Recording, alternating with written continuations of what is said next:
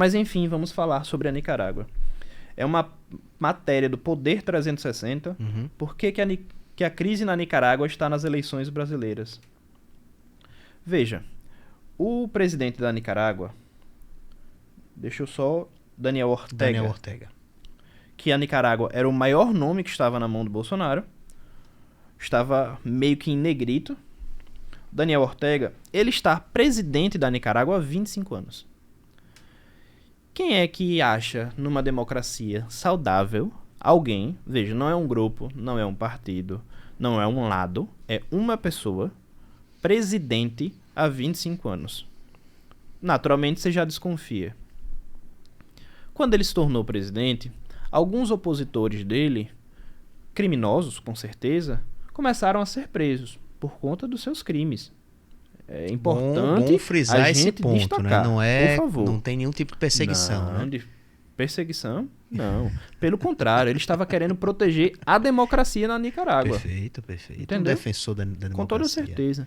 E preocupado com a democracia, como o Daniel Ortega é, nitidamente, e entendedor do jogo político como ele é, 25 anos presidente, eu acho que ele entende como o jogo funciona. Ele resolveu fazer regulações para que as pessoas não sejam mal informadas. Veja o nível de preocupação que ele tem, né? Mesmo o cara presidente, estabilizado, é 25 anos, o cara tá estabilizado.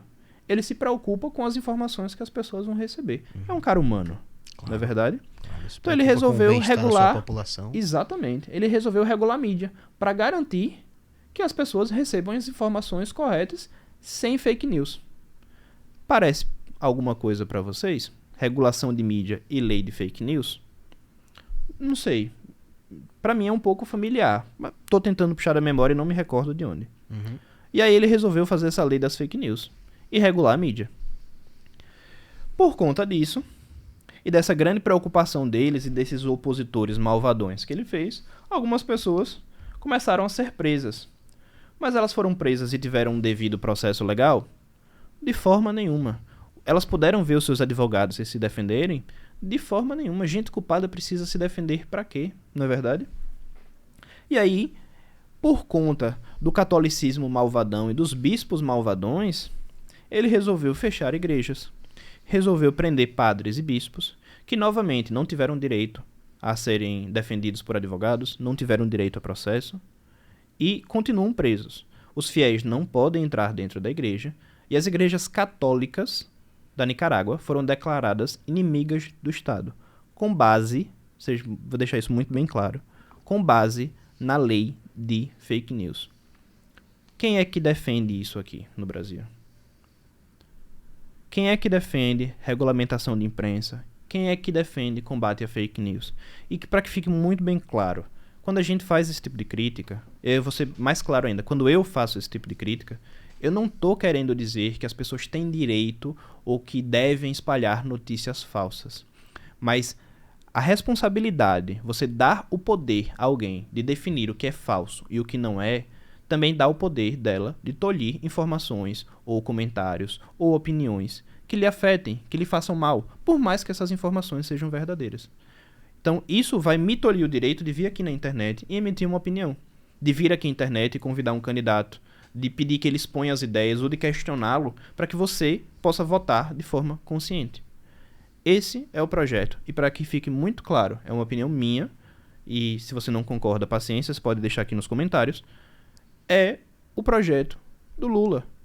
O Lula deixou muito claro que pretende regular a mídia, que visa combater as fake news, e o Daniel Ortega é aliado dele. Tem fotinha dele junto. Da mesma forma que o Maduro na Venezuela combate as fake news, da mesma forma que o Alberto Fernandes na Argentina está fazendo as mesmas coisas.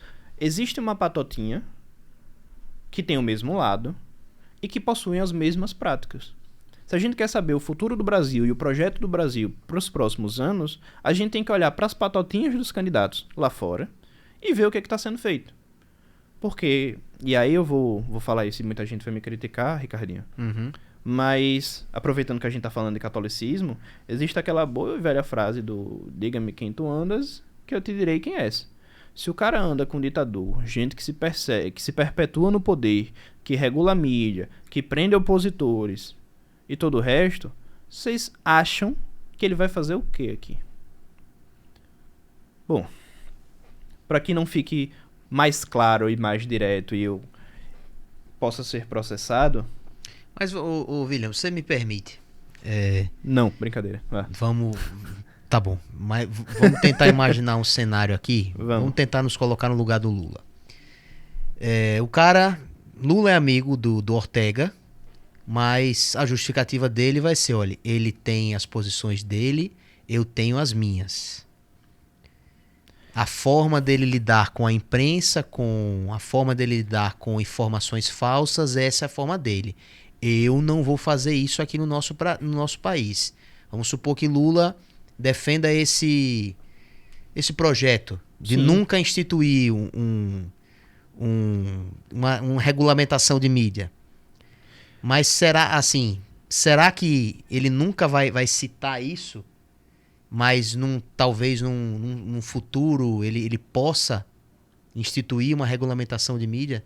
Talvez seja um projeto futuro para o governo dele, ou será que ele já pretende instaurar isso logo de cara, numa possível posse? Veja, ele já deixou muito claro que ele vai fazer a regulamentação da mídia. Tem entrevistas dele, inclusive com o pessoal de mídia, e um dos debatedores conversa com ele e faz: Lula, eu fico preocupado quando se fala de regulamentação da mídia. Ele ainda brinca: não se preocupe não, me ajude. Só que veja, o problema, e aí, novamente, não é a ferramenta. Uma regulamentação da mídia pode impor bons limites para que as pessoas não disseminem certos tipos de informação, não propaguem certas ideias nocivas, e isso é interessante, isso vende. E aí é que entra o bicho. Isso vende. Então, se eu viro para você e falo: pô, Ricardo, o que você acha sobre ideias de nazismo, pelo que o Monark foi cancelado? Você fala: pô, eu acho nocivo, são ideias nocivas. Se a gente proibir esse tipo de ideia, é interessante? Poxa, é um puta ideia interessante. Só que a partir do momento que você cede a primeira, você faz: e tal coisa? Tal coisa eu não sei se é tão nociva assim. Mas por via das dúvidas, vamos cancelar isso aqui. Entendi. Também, porque vai que se ferir alguém. E a partir daí a gente vai tirando os direitos das pessoas.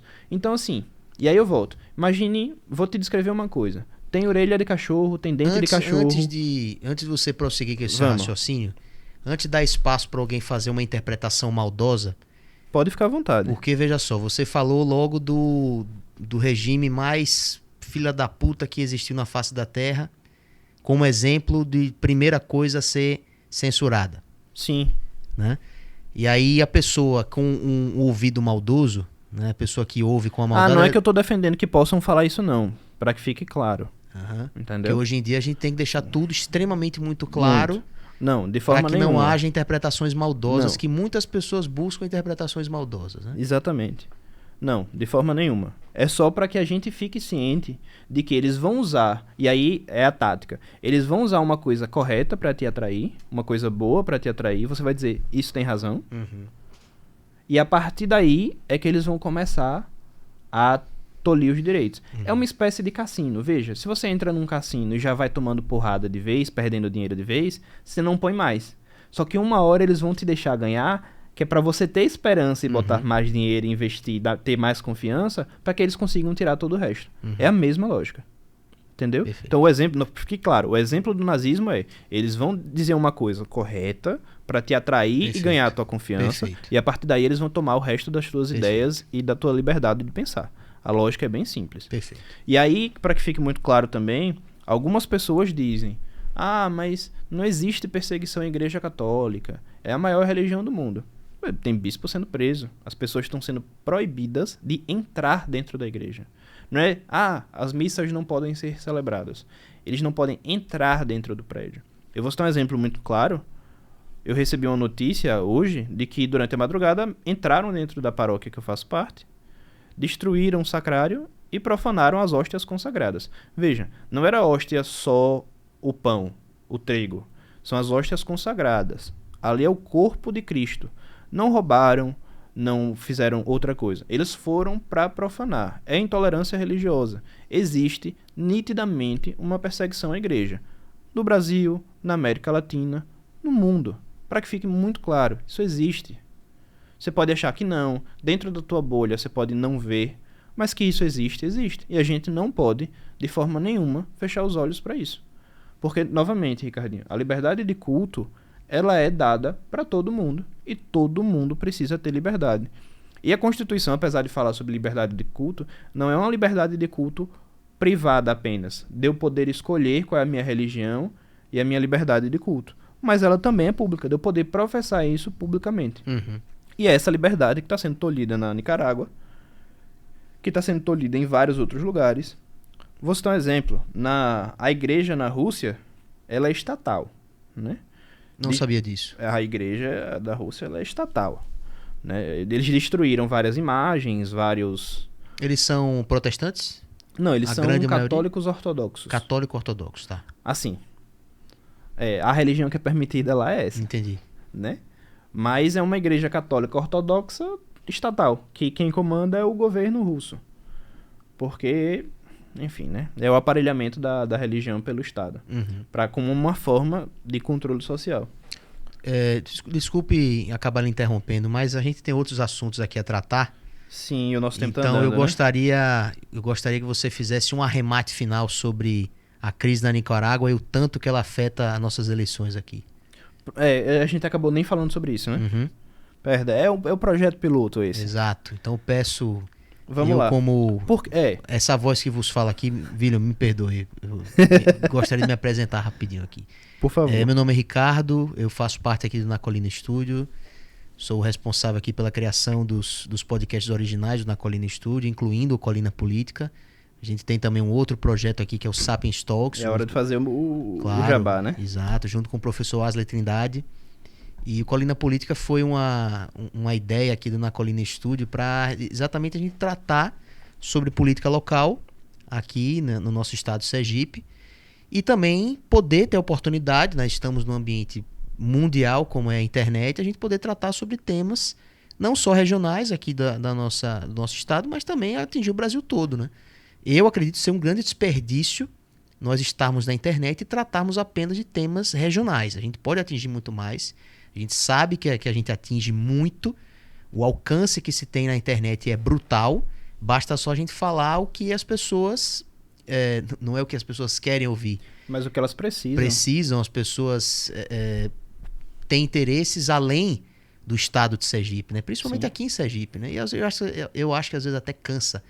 Só se falar sobre política regional, quem é o candidato que está na frente de quem é que está inelegível. Até porque é difícil de entender os lados das pessoas daqui, né? Exato. Mas é por isso, pessoal, que a gente vai seguir agora esse podcast em alemão.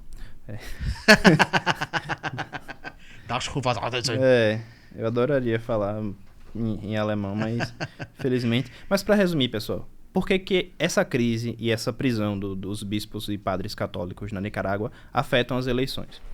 Pelo simples fato de que, assim como na Venezuela, assim como na Argentina, assim como no Chile, as crises que ocorrem nesses países estão sendo protagonizadas por aliados do PT.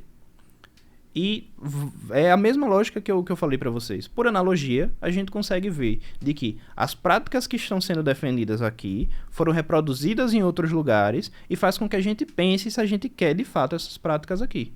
Então, se você tem amigos mau elementos, por exemplo, a sua mãe olha para você e fala: amigão, quero você andando com essas pessoas não, porque provavelmente você vai fazer as mesmas coisas.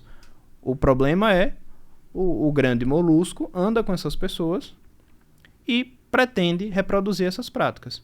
Por conta disso, eu não sei qual é o número dele, mas o Flávio Bolsonaro, ele fez uma postagem no Twitter, Ricardo. Flávio Bolsonaro é qual deles? É o 01, eu não sei se é o 01, 02, 03? Eu nunca sei quem é quem. Eu só sei quem é o 04, que é o Renan. Que é o moleque piranha, né? É o TikToker. Você já viu ele dançando TikTok? Ridículo. Ele dança TikTok.